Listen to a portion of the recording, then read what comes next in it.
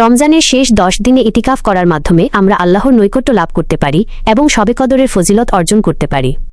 রমজান মাসের শেষ 10 দিনের ইতিকাফ করা সুন্নাতে মুয়াক্কাদা কিফায়া, অর্থাৎ কোনো এলাকার কয়েকজন মানুষ ইতিকাফ করলে বাকিদের পক্ষ থেকে তা আদায় হয়ে যাবে। কিন্তু কেউ যদি ইতিকাফ না করে তাহলে সবাই গুনাহগার হবে।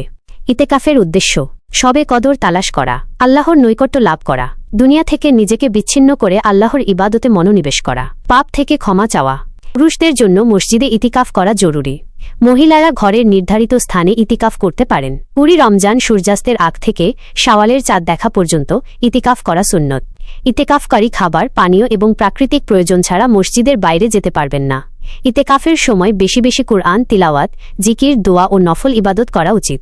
ইতিকাফের সময় দুনিয়াবি কথাবার্তা ও কাজকর্ম থেকে বিরত থাকা উচিত। শবে কদরের ফজিলত লাভ করতে পারেন। ইতিকাফকারী আল্লাহর নৈকট্য লাভ করেন। ইতিকাফের মাধ্যমে গুনাহ মাফ হয়।